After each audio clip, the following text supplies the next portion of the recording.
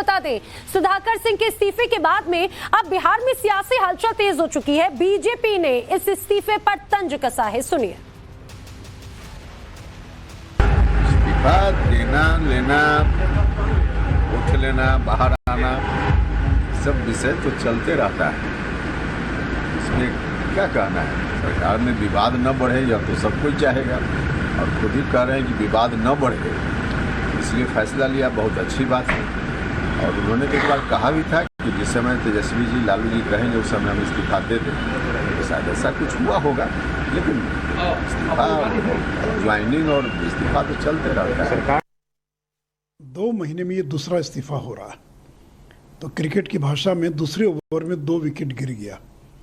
और देखिए, ये लड़ाई अब जगतानंद सिंह बनाम नीतीश कुमार की लड़ाई में परिवर्तित हो जाएगी, क्योंकि जगता बाबू ने बयान दिया था कि 2023 में तेजस्वी मुख्यमंत्री बनेंगे और नीतीश जी दिल्ली चले जाएंगे। तो कहीं उसकी कीमत तो इनको नहीं चुकानी पड़ी है। दूसरा कि सुधाकर सिंह पर हम लोगों ने आरोप लगाया था कि बिहार राज्य खाद्य निगम का 12 करोड़ का बकाया इनके ऊपर है, इस कारण इनको जेल जाना पड़ा था और 60 लाख रुपया जमा करने पर इनको बेल मिला था। और फिर नीतीश कुमार को भ्रष्टाचार में डूबे ऐसे मंत्री को अविलंब बर्खास्त करना चाहिए। तो ये भी कहीं ना कहीं मामला इससे जुड़ा हो सकता है। और तीसरा है कि जगता बाबू ने जो सवाल उठाया है कि बाजार समिति कानून जो 2007 में हम लोगों ने ख़त्म कर दिया था, उसको बिहार में फिर से स्थापित किया जाए, उसको फिर से पुनर्स्थापित किया जाए, और वो उसको किसान आंदोलन से जोड़ रहे हैं। तो ये लड़ाई आगे बढ़ने वाली है, क्योंकि ये हम लोगों की सरकार का निर्णय था कि बाजार समिति कानून को ख़त्म किया जाए, और जिसकी इतनी प्रशंसा पूरे बिहार के अंदर हुई। और आज भी इस्तीफे के समय में जगता बाबू का ये बयान आ रहा है कि ये किसानों की लड़ाई के लिए त्याग करना पड़ेगा, यानी कहीं न कहीं अपने बेटे के इस्तीफे को वो जस्टिफाई कर रहे हैं। तो जगदानंद सिंह का जो बयान सामने आया, बेटे के इस्तीफे को जस्टिफाई कर रहे हैं। आपने सुशील मोदी को सुना, निशाना साध रहे थे, लेकिन सुधाकर सिंह के इस्तीफे को लेकर बिहार बीजेपी के अध्यक्ष संजय जायसवाल ने भी नीतीश सरकार पर निशाना साधा है। क्या कहना है उनका, सुनिए। यह तो होना ही था।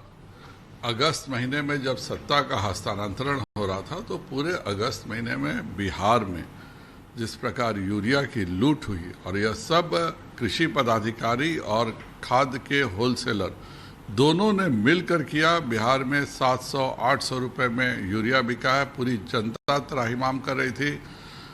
खुद केंद्रीय मंत्री, राज्य मंत्री भगवंत कुबा जी आए, उन्होंने बताया कि किस तरह से यहाँ 1.70 लाख टन यूरिया रिजर्व रहते हुए ये पूरा घोटाला हुआ था। और इस घोटाले पर जब कृषि मंत्री को किसानों ने ध्यान आकृष्ट किया और किसानों के आरोपों को कृषि मंत्री ने सत्यापित किया। नीतीश कुमार जी अफसरशाही के भरोसे सरकार चलाते हैं, और अगस्त के अफसरों की इस लूट के कारण कृषि मंत्री ने जो सच बोला उसकी सजा उनको भुगतनी थी, और वही हुआ।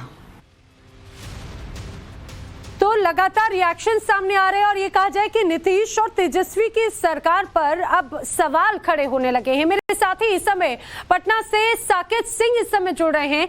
साकेत, जरा ये समझाइए कि अगर 2 महीने हुए इस पूरी सरकार गठन को, 2 महीने में दूसरा ये इस्तीफा गिरा है, आखिर इसके पीछे की कहानी क्या नजर आती है? क्या ये समझा जाए कि ऑल इज वेल नजर नहीं आ रहा फिलहाल इस सरकार में? देखिए, बिल्कुल, जब से सुधाकर सिंह मंत्री बने थे, कृषि विभाग उनको मिला था, और बिहार में कृषि विभाग एक बड़ा डिपार्टमेंट माना जाता है, उसकी जिम्मेदारी उनको दी गई थी।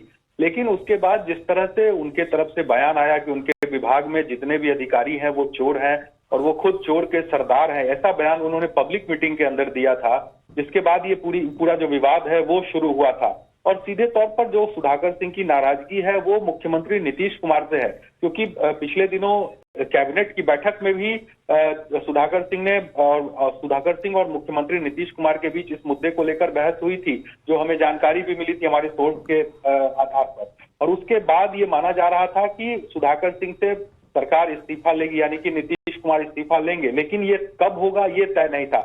लेकिन उससे पहले अब सुधाकर सिंह ने इस्तीफा दे दिया, और वो भी उन्होंने जो इस्तीफा दिया है वो मुख्यमंत्री को नहीं सौंपा है, उन्होंने उप मुख्यमंत्री तेजस्वी यादव को अपना इस्तीफा दिया है। तो सवाल यही साफ है कि बिहार में जो सरकार चल रही है वो दो तरफ है, एक तरफ मुख्यमंत्री है और दूसरे तरफ उप मुख्यमंत्री है, और दोनों इक्विवेलेंट पद माना जा रहा है अभी जो जिस तरह से सरकार चल रही है। क्योंकि अगर कोई मंत्री इस्तीफा देता है तो वो मुख्यमंत्री को देता है जो हेड है, लेकिन वहां पर वो मुख्यमंत्री को बिल्कुल। और अब जिस तरह से जिस तरीके के साथ में इस्तीफे हो रहे हैं वो अपने आप में सवाल भी खड़े करते हैं। साकेत, जानकारी के लिए आपका शुक्रिया। तमाम